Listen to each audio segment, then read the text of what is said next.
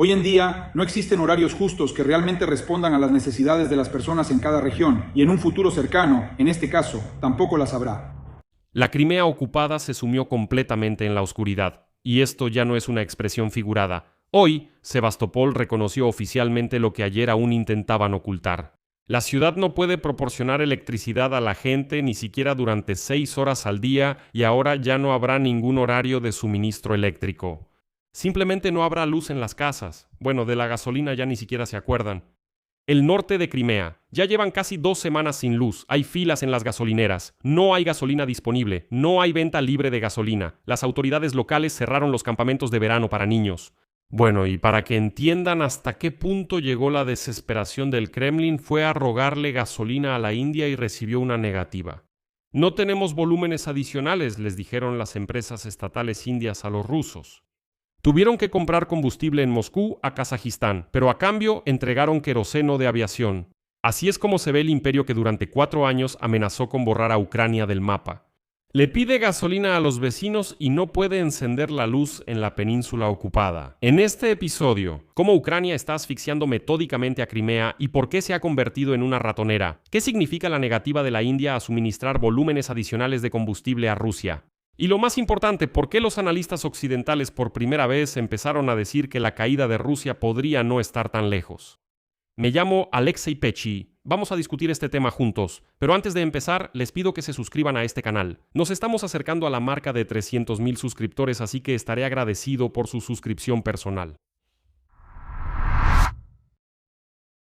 Entonces, comencemos con Crimea ocupada, porque la situación allí es muy reveladora. Sebastopol, la principal base de la flota del Mar Negro de la Federación Rusa, hoy, a través de las autoridades de ocupación, declaró que es imposible suministrar electricidad incluso durante 6 horas al día.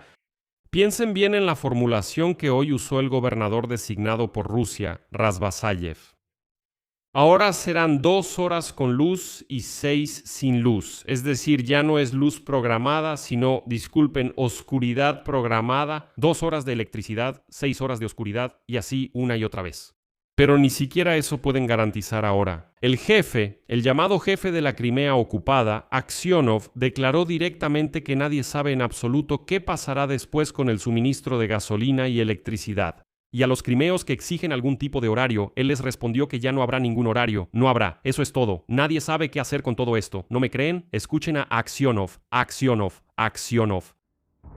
Entonces, sobre el combustible. Eso significa que, lamentablemente, no habrá venta garantizada de gasolina en las gasolineras todos los días. Es decir, por ahora no podemos establecer horarios exactos. Por eso, la tensión se mantendrá durante un tiempo más.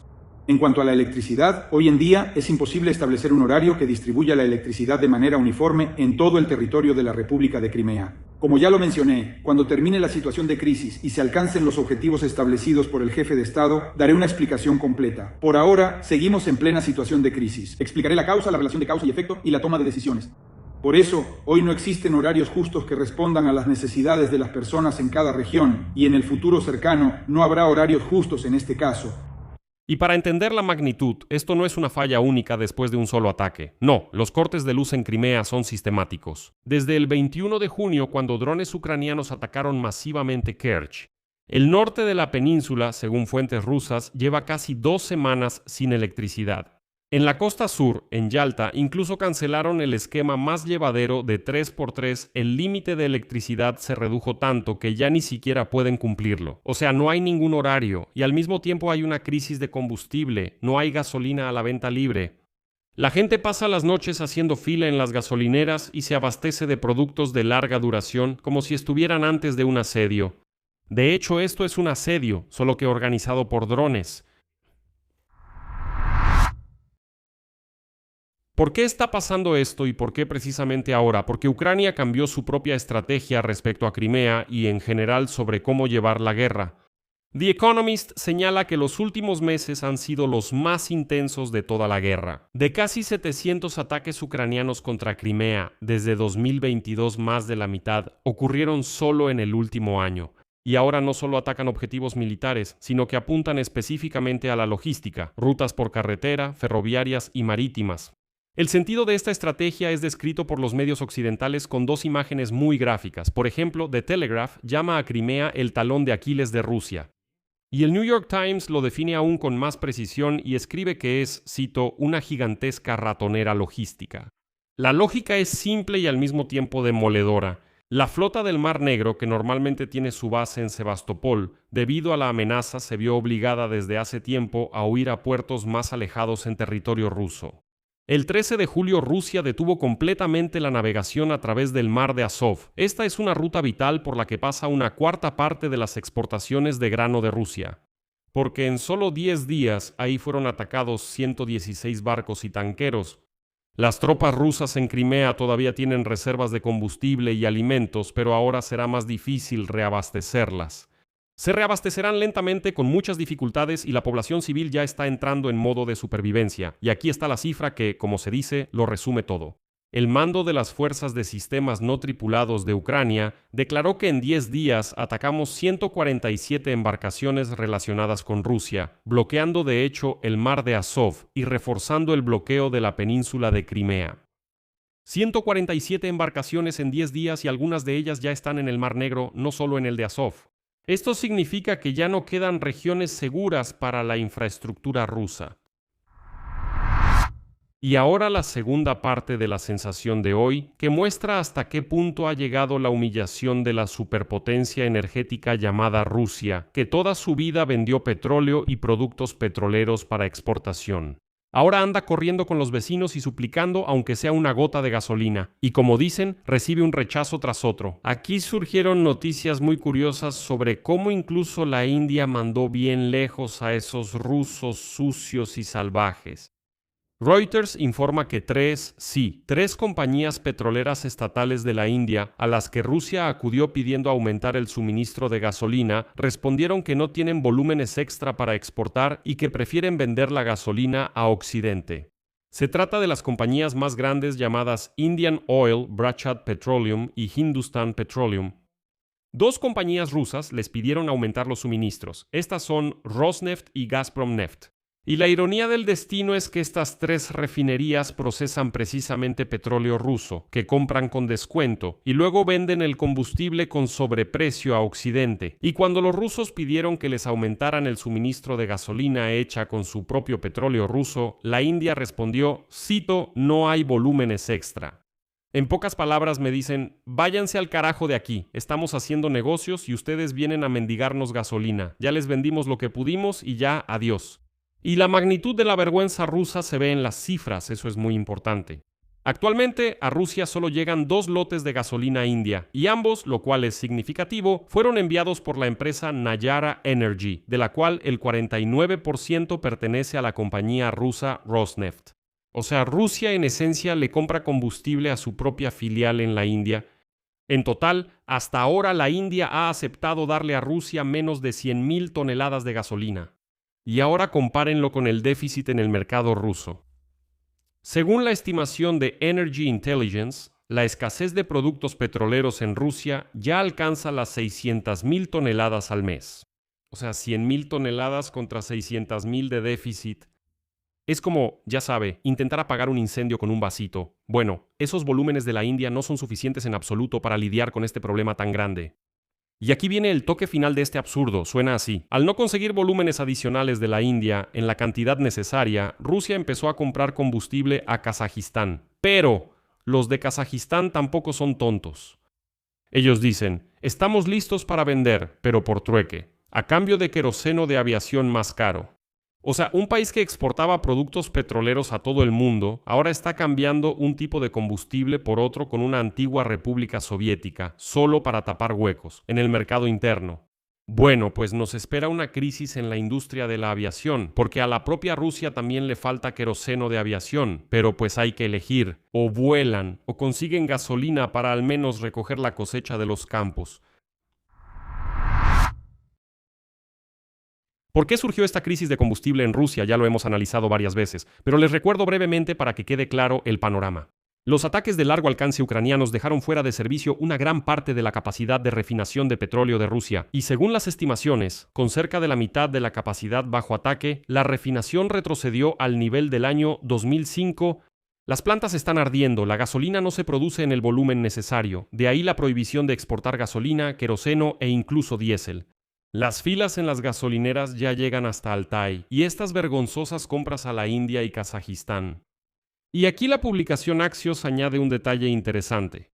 Ahora también está en riesgo el diésel, y ese es el pilar principal tanto del ejército como de la agricultura. El diésel es el combustible para el equipo militar, para los camiones de suministro, para las cosechadoras en plena temporada de cosecha. Cuando empieza a tambalearse el suministro de diésel, eso ya no afecta a la comodidad de los ciudadanos comunes, ni la comodidad de los automovilistas, sino a la capacidad del ejército para luchar y de la agricultura para cosechar y alimentar al país. Y este probablemente es el resultado más importante, y ahora Rusia ya empezó a buscar en el mercado externo a quién comprarle no solo gasolina, sino también diésel. Estoy seguro de que no pronto empezarán a entregar queroseno de aviación no solo a Kazajistán, sino también a otros países, y cambiarlo aunque sea por diésel. Repito, aquí la cuestión es otra. Que volar no es obligatorio, aquí por lo menos hay que sobrevivir en tierra. Y ahora la conclusión principal. Los analistas occidentales, que normalmente son cautelosos en sus pronósticos, por primera vez hablaron abiertamente sobre un posible colapso de Rusia.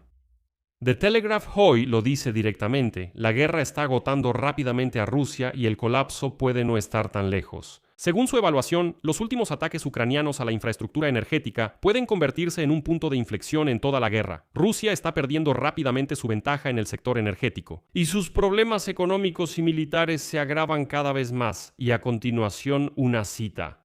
Incluso en la propia Moscú no descartan un colapso económico en los próximos meses, porque ya llevan gasolina de todas las regiones de Rusia a Moscú, pero ni siquiera eso ayuda.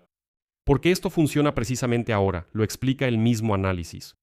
Y se formó una combinación única. Los países europeos financiaron el desarrollo de los drones ucranianos de largo alcance. Los Estados Unidos de América, incluso después de suspender la ayuda militar directa, siguen proporcionando información de inteligencia para ataques precisos. Y Ucrania estableció su propia producción, incluyendo el nuevo misil de crucero Flamingo. Dinero europeo, más inteligencia estadounidense, más producción ucraniana. Ahí tienen la fórmula que le permitió a Ucrania alcanzar el corazón de la economía rusa, y ahora así lo formula The Telegraph. Rusia ya no tiene una retaguardia segura. La distancia dejó de ser una protección. Resumamos, el día de hoy es un retrato condensado de lo que está pasando con Rusia.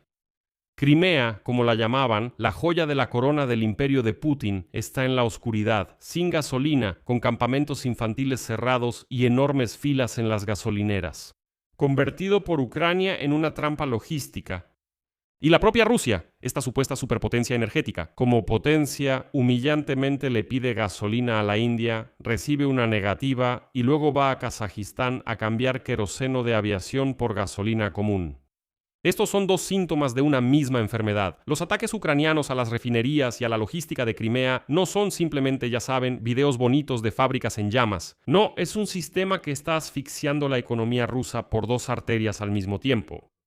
Está golpeando la producción interna de combustible y está bloqueando la posibilidad de llevarlo a los territorios ocupados. Y por primera vez desde que empezó la guerra, importantes medios occidentales escriben no solo que Rusia está bajo presión, sino que el colapso de Rusia podría no estar tan lejos. Pero tampoco se puede decir esto sin una advertencia. El mismo Telegraph advierte honestamente que Ucrania pronto podría perder esta ventaja. La ventana de oportunidades no es eterna. Rusia tiene reservas y, lo que es importante, tiene tiempo para adaptarse.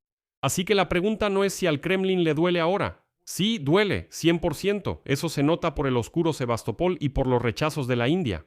La pregunta es si Ucrania logrará convertir esta presión en un verdadero punto de inflexión, mientras la ventana de oportunidades siga abierta. Aquí voy a dejar puntos suspensivos. Escriban su opinión y sus conclusiones en los comentarios debajo de este episodio. Suscríbanse al canal y activen la campanita. Si quieren apoyar el trabajo de este canal de YouTube, pueden hacerlo con cualquier donación a través de los enlaces y datos de pago que están en la descripción de este video. Eso es todo. Cuídense. Hasta luego a todos.